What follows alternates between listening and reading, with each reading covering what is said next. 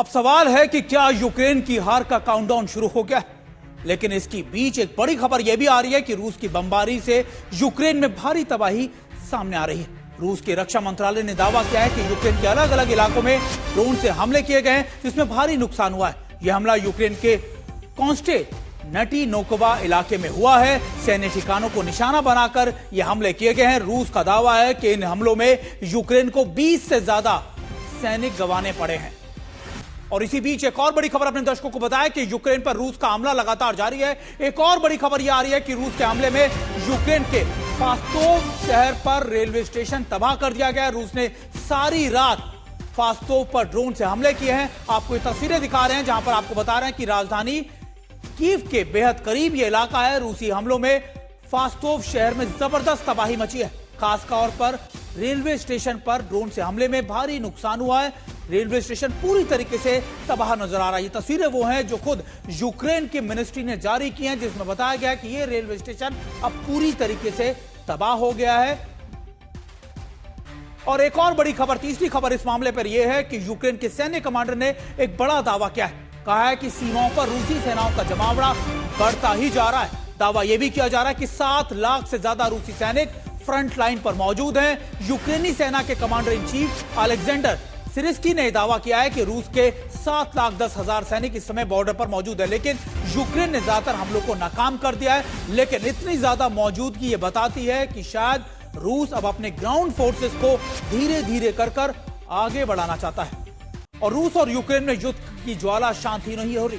हम आपको बड़ी स्क्रीन पर लिए चलते हैं और दिखाते हैं कि आखिरकार रूस के हमलों में यूक्रेन को अब तक कितना सैन्य नुकसान हुआ है, कितने सैन्य उपकरण इस समय बर्बाद कर दिए गए। सबसे पहले अगर आप देखें एयरक्राफ्ट की आप बात करें, 666 के करीब यानी 668 एयरक्राफ्ट इस समय यूक्रेन के बर्बाद कर दिए गए। वहीं ड्रोन की बात करें 1,788 यानी इतनी ज्यादा तादाद में इस समय यूक्रेन की जो नुकसान हुआ है सैन्य, वो आपको बता रहे हैं। एंटी एयरक्राफ्ट मिसाइल सिस्टम करीबन 638 ये मिसाइल सिस्टम बर्बाद कर दिए गए हैं। यूक्रेन के टैंक और युद्धक गाड़ियां यानी जो उनकी मैकेनाइज्ड इन्फेंट्री होती है 26,412 के करीब।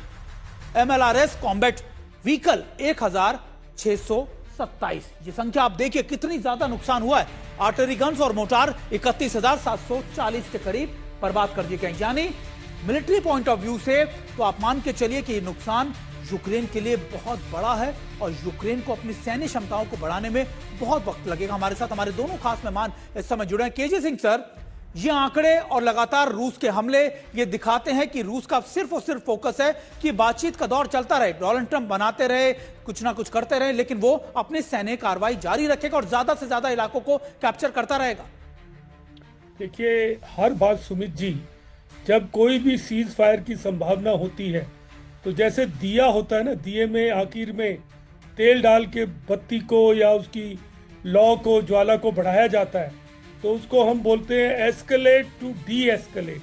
मतलब आप अपनी एक्टिविटी की पिच को बढ़ाओ और जितना मिले उस पर कब्जा कर लो, उसको ग्रैब कर लो सीज फायर से पहले, ताकि जब सीज फायर की बातचीत ही चल रही हो तो आपका पलड़ा भारी हो।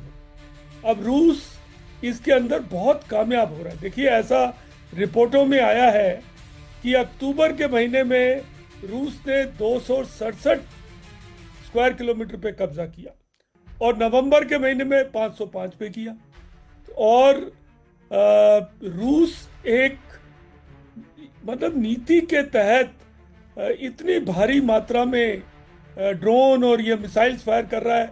जैसे मैं एक रिपोर्ट में पढ़ रहा था कि परसों ही उसने 650 ड्रोन और 51 मिसाइलें फायर की। तो रूस का तो गेम ये है कि किसी तरीके से जितना कब्जा कर सकते हैं कर लो। और चाहे हम कितना भी यूक्रेन की पक्ष के बारे में सोचें, यूक्रेन का पलड़ा इस टाइम पर बहुत कमजोर है। और जो प्रेसिडेंट ट्रंप हैं वो तो चाहते थे कि ये जेलेंस्की जो 28 पॉइंट का प्लान दिया उसको मान ले, पर जेलेंस्की महोदय ने अपना एक 10 पॉइंट का प्लान दे रखा है।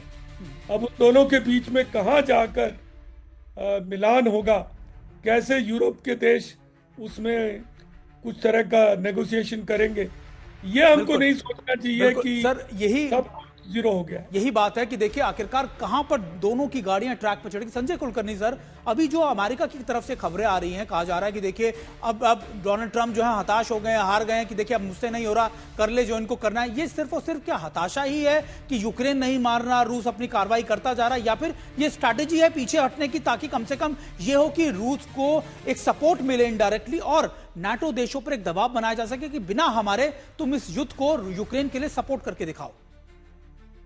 बिल्कुल सुमित, आप देखिएगा नाटो देश 32 देशों का एक समूह है जिसमें यूएसए सबसे बड़ा पार्टनर है जो 65% कंट्रीब्यूट करता है। तो नेटो तो पूरा यूएसए है और यूरोपियन यूनियन कितनी भी मदद करने की कोशिश करें यूक्रेन को नहीं कर सकता है। जितनी आर्टिलरी यूक्रेन फायर करता है उसकी पूर्ति यूरोपियन यूनियन नहीं कर सकती है, उसके पास वो क्षमता नहीं है। तो अगर ऐसी हालात में जब यूक्रेन पर दबाव बनाया जा रहा है, ट्रंप चाहते हैं कि लड़ाई समाप्त हो। आपने सुना पुतिन को दिल्ली के अंदर उन्होंने क्या कहा कि ट्रंप वाकई चाहते हैं कि लड़ाई समाप्त हो, लेकिन वो 28 पॉइंट को छोड़ करके अगर इस बात पे टिके रहे और जेलेंस्की बार बार यही कहे कि मेरे को डोनबास का रीजन नहीं देना है, तो आप अगर ध्यान दें 2014 में ही जब क्रीमिया हार गया था यूक्रेन, उसी वक्त डीएनआर और एलएनआर यानी कि डोनेट्स्क पीपल्स रिपब्लिक और लुहांस्क पीपल्स रिपब्लिक के दोनों यूक्रेन हार चुका था। अब यूक्रेन ने सिर्फ वही दो डोनबास के रीजन में हारे,